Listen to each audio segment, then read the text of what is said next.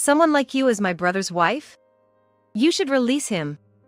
I had thought I was getting along with my sister-in-law, but she showed her true colors when we were alone. I was taken aback by her drastic change in attitude, but I realized that this must be her true nature. My name is Jennifer, I'm 30 years old. It's been 4 years since I married my husband, Michael, who's 2 years older than me. We met through work and initially lived just the two of us. However, after my father-in-law passed away 2 years ago, we started living with my mother-in-law.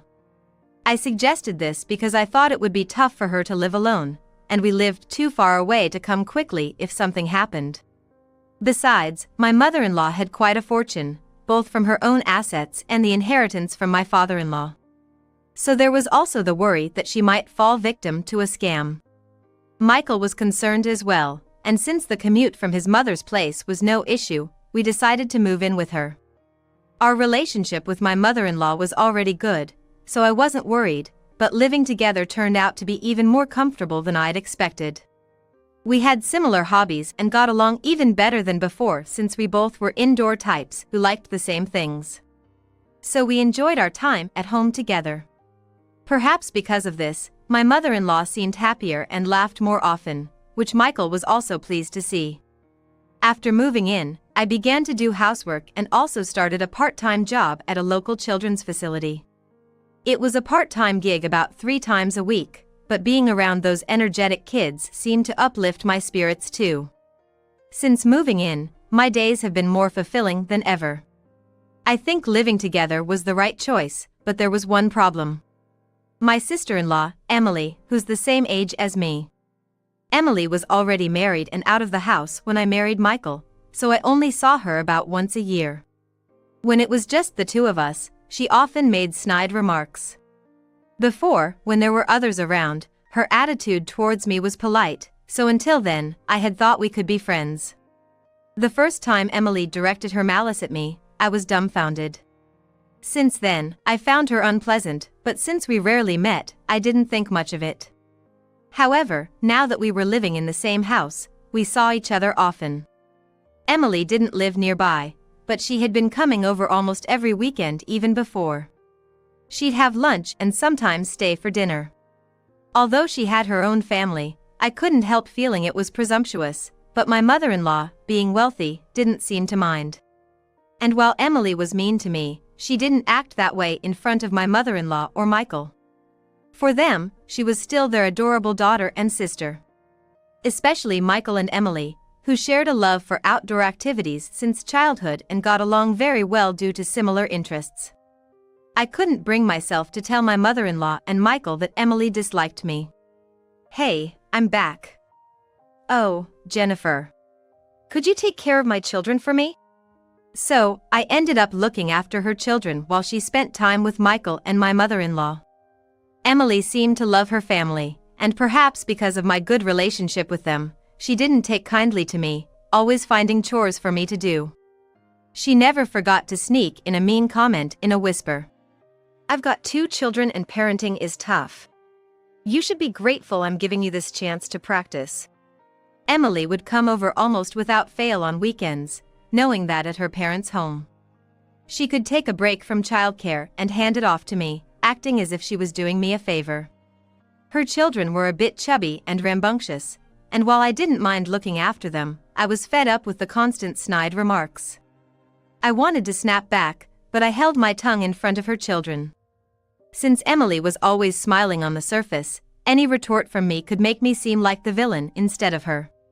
So, I kept my replies safe and stayed quiet. To outsiders, Emily and I appeared to be chatting happily, leading my mother-in-law and Michael to comment on how well we got along, to which I could only respond with a vague smile.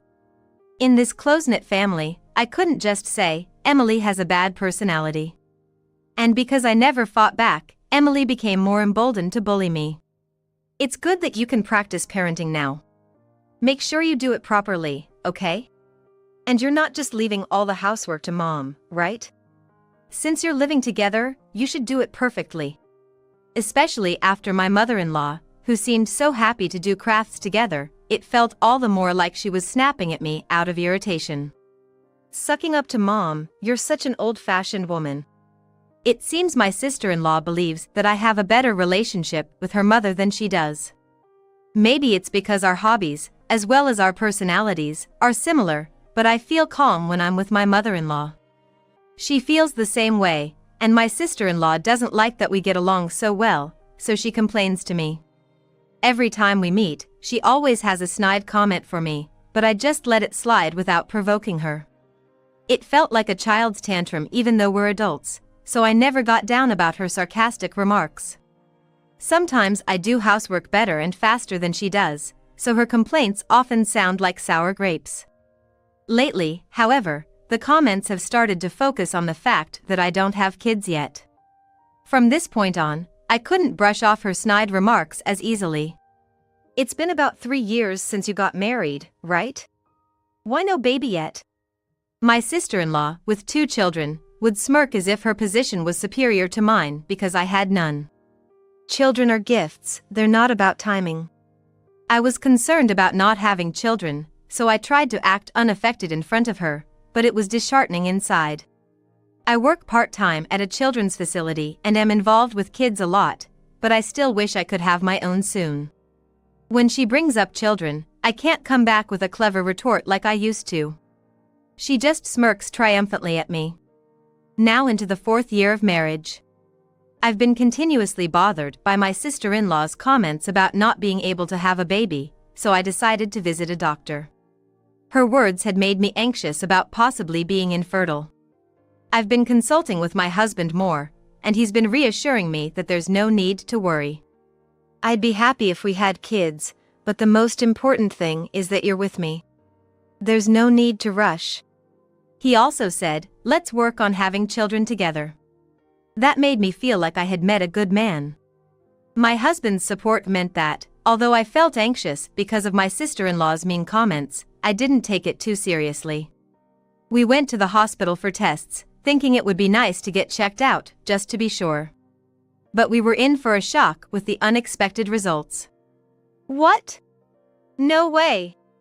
I had to ask several times to make sure it wasn't a dream, but I almost burst into tears when I realized it was real. I was actually pregnant, about 2 months along. My menstrual cycle often fluctuates, so I just thought it was late this time, but I never imagined I was pregnant.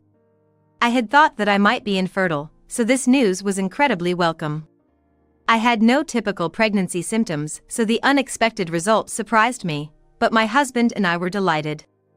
I was more smiley than before we went to the doctor, and when we got home, I shared the news with my mother-in-law, and the 3 of us celebrated together. I stroked my still flat belly, conveying my happiness to the baby that was going to be born. With this news, all my previous anxieties vanished, and I eagerly awaited the birth of my baby. As for my sister-in-law's reaction, she continued her sarcasm when it was just the 2 of us. Maybe it was because the content of her sarcasm decreased, or perhaps she didn't like seeing me so consistently happy about my pregnancy, but she seemed out of sorts. To me, excited about the baby, her sarcasm felt like a gentle breeze, not bothering me at all. However, at the next checkup, I was devastated to learn I had miscarried. What? Why? I asked the doctor, nearly crying. I had already been thinking a lot about parenting methods and things I wanted to do with the child, looking forward to the birth, so the miscarriage was unthinkable. I had researched pregnant life and didn't recall doing anything that could have caused a miscarriage. The shock of the miscarriage and the self-blame were almost crushing. The doctor explained that early miscarriages are relatively common. Sometimes due to chromosomal abnormalities, they can happen even when there is nothing wrong on the mother's side. I was told not to dwell on it too much, but I couldn't help it. I had been longing for a baby, so when I finally got pregnant, I was over the moon. But after suffering a miscarriage, the joy I had been feeling until then turned into a profound shock that left me deeply saddened. My husband and mother-in-law were worried and tried to cheer me up, but because I had been so looking forward to having a baby, I found it hard to bounce back, and couldn't manage to return to my normal routine. Moreover, my sister-in-law's sarcasm seemed to intensify after she heard about the miscarriage, deepening my depression. What on earth did you do to miscarry? You're not cut out to be a mother. And once you have one miscarriage, aren't you likely to never have children? What's the point of being married if you can't have a baby? She would say these cruel words with such glee, it was clear she enjoyed hurting me. Because of this, I began to despair that I might never be able to have a baby. Normally, I would have snapped back at her, but I was so down that I just took it all by myself. I tried to act normal at my part-time job, but even the kids there could tell I wasn't my usual self and expressed their concern, which only made me feel worse. I knew I couldn't go on like this, yet I couldn't shake off the feeling of being listless and devoid of energy. This distraction may have led to me falling down the stairs on my way to work, resulting in an injury that required hospitalization. I tumbled and bruised myself all over, fracturing my right arm and leg severely.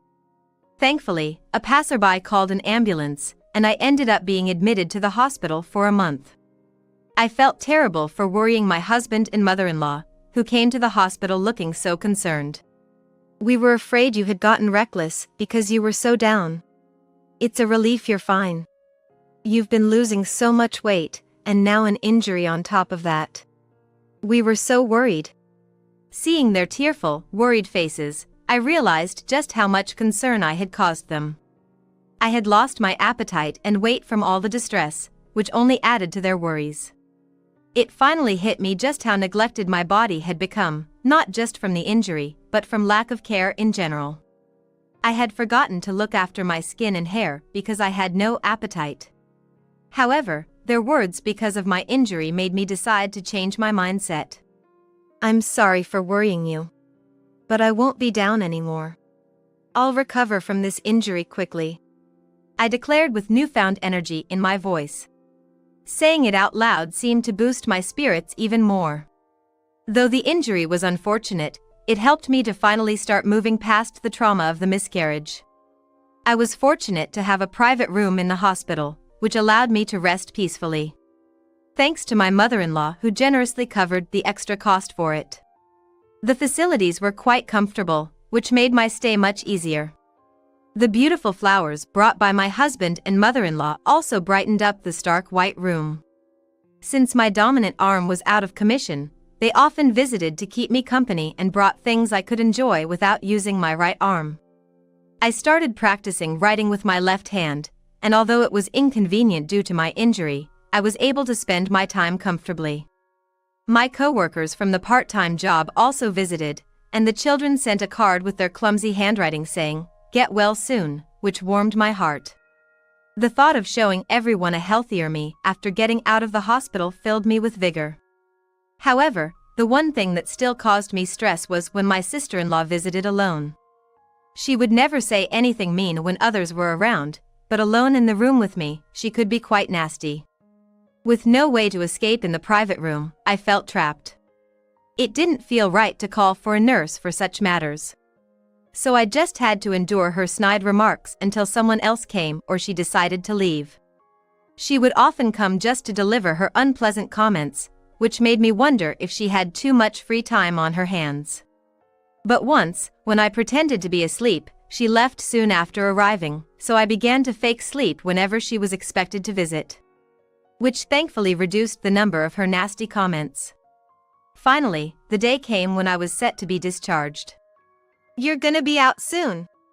We were thinking of throwing a little celebration party for you at home once you're out. What do you think? My husband and mother-in-law suggested excitedly. Wow, I can't wait! I replied, genuinely touched by their thoughtfulness. Emily will be happy to hear about your recovery. She's been worried about you. My mother-in-law said that, which meant even Emily would be there. It made me feel a bit disappointed. But my in-laws were oblivious to Emily's treatment towards me, so I couldn't really express my concern. I wasn't thrilled about my sister-in-law coming over, but I figured as long as I wasn't alone with her and stuck close to my husband and mother-in-law during the party, it would be okay. When I got home from the hospital, the house was already festively decorated with bright, colorful flowers, which lifted my spirits for the first time in a while. The table was full of delicious-looking food, some cooked by my mother-in-law and some bought from stores. Right when everything was almost ready, my sister-in-law arrived with a big bag in tow. "Sorry I'm late. Congratulations on your discharge, Jennifer," she said with a perfect smile, and I thanked her with a smile of my own. Despite being taken aback by her previous snide remarks in my hospital room, I was amazed at how amazing her acting skills were. We all sat down, glasses filled with drinks in hand. "Here's to Jennifer's discharge," Michael toasted, and we started our meal. I didn't drink alcohol because of my injury, but the other three were pouring it liberally. Especially my sister-in-law, who brought her own and drank generously without bothering me, which made me feel relieved that the meal would go smoothly. Even with my right hand out of commission, I managed to eat by myself thanks to the easy-to-use utensils my mother-in-law had prepared for me. And my left-handed skills had improved. As the food started to dwindle and we were about to wrap up, my sister-in-law handed me a gift. "Oh, I almost forgot. This is for your discharge. Open it when you're alone." She gave it to me with a flushed, drunken face. "Thanks so much." She had a lot of baggage considering it was just alcohol, but I never expected that my sister-in-law would have the idea of celebrating my discharge from the hospital. I was surprised that she'd thought to give me a discharge gift, as it had not crossed my mind she would do something like that. "Wow, a discharge gift? That's sweet.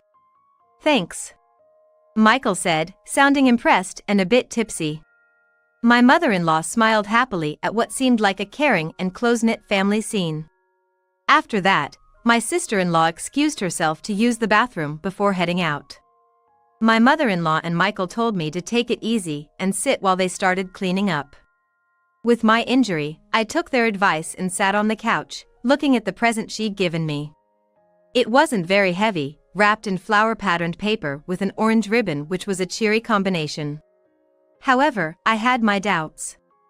It was unusual for my sister-in-law to give me a gift. And her whispering, "Open it when you're alone," sounded downright suspicious. With her out of the room, I decided to open the present right away. Inside, I found items that were peculiar to receive as a present for my situation, which made me pause in confusion. "What is this?" I exclaimed, dropping the gift in shock. "What's wrong? What happened?" Michael and my mother-in-law rushed over, confused as they looked at the dropped present I was pointing at. "This." I didn't think I could explain it well, so I pointed to the present I had dropped. Then, they looked at it curiously and seemed just as confused as I was. Inside were baby items and craft supplies. Sure, I hadn't given up on the idea of having children one day, and I did enjoy crafting. But it had only been 6 months since my miscarriage, and with my injury, I couldn't even do crafts if I wanted to. The contents were so mismatched for a discharge gift. Giving baby items to someone still recovering from a miscarriage and an injury felt like a deliberate insult. Had I not been on the path to recovery, seeing those baby items could have devastated me. They were also confused because it was not intended to be given as a congratulations on my discharge from hospital, considering my situation. The perplexity turned to anger when we found a message card inside. It should have contained uplifting words, but instead, it was filled with malice from my sister-in-law. "A useless wife should just leave. Try having kids or doing crafts if you can." Huh? What? At first, they were both stunned into silence, perhaps because they had thought my sister-in-law and I got along well. But it wasn't long before they started to get angry about what Emily had done. Just then, Emily came back from the bathroom and entered the room, which led my husband Michael to confront her. "Hey! What were you thinking giving this to Jennifer?" he demanded, his voice thundering in sudden anger. Emily looked confused at first, but upon seeing the gift wrap in Michael's hand, she seemed to realize what had happened. "Huh? You opened it? I told you to look at it when you were alone." However, whether it was because she was drunk or just didn't care, Emily didn't seem the least bit sorry and instead complained to me. Michael's anger only grew at her attitude. "How could you give such a thing? What were you thinking?" But Emily, undeterred and as if it was the most natural thing to say, retorted. Well, it's pointless to have a wife who can't have kids, who's hurt and lost her worth, who can't do anything right. You should just divorce her and marry someone better. Despite Michael's intense shouting, Emily remained calm and continued to insult me. She even went as far as to tell Michael, "I can introduce you to someone nice." Delighted with her own suggestion, Emily started laughing out loud. Michael, red-faced and fists clenched, seemed too furious to speak. In the midst of this, we heard my mother-in-law Jennifer's sigh. Then my mother-in-law, who appeared to have calmed down, said softly, almost to herself, "I'm going to cut ties with you." At the word cut ties, Emily looked at me triumphantly, mistaking my mother-in-law's intent as agreement with her. "That's right. We don't need someone like her in the family," she said and started laughing again, but she froze at my mother-in-law's next words. "I'm cutting ties with you, Emily." "What?" Emily's confusion was evident, and suddenly she seemed to sober up and began to panic. "Why? We're family, right? If anyone should be cut ties, it should be Jennifer, not me," Emily protested, unable to accept the idea of being disowned, but my mother-in-law continued firmly. "Someone who cannot think of others' feelings, who hurls such malice, is not our family. Don't bother me again because I won't be buying any of your husband's products anymore. That'll hurt us. Your buying affects my husband's sales." Emily's husband was in sales, and thanks to Jennifer often obliging Emily's requests, she regularly purchased the products he sold, which were not commonly bought due to their high price. Emily cried and pleaded as stopping these purchases would impact her husband's performance. "Stop it. We're family. Think of my children, they'll suffer too. You're no sister or family of mine anymore. Don't show up in front of me again." In his rage at Emily's insults towards me, Michael dragged her out, along with her belongings, and locked her out of the house. They ignored her knocks and pleas to be let back in. She lingered outside for a while but eventually left, presumably going back to her own place. Later on, Jennifer informed Emily's husband that she would no longer purchase his products, explaining the recent events. This led to Emily being reprimanded severely. She had been a homemaker receiving an allowance from her husband, which now seemed to have been cut off. The lack of spending money and the stern treatment from her husband seemed to have left her distressed, causing her to act out, making her increasingly unwelcome among her own parents and family. It's obvious that being mean or harassing others will get you disliked. I no longer meet with Emily, but I hope she takes this opportunity to reflect and change. Afterwards, Emily persistently tried to contact Michael and Jennifer, but they soon blocked her calls. They even went as far as to cut ties with her. Michael and my mother-in-law also apologized to me for not realizing sooner how Emily had been treating me. In turn, I apologized for not confiding in them about it. Once Emily was out of the picture, I stopped being harassed and, free from stress, my injuries healed, and I was able to return to work cheerfully. The children were delighted with my return, and that made me happy. 2 years later, I finally had my baby I had longed for, and I was moved to tears. While I'll never forget my first baby, I'm determined to cherish and care for my baby.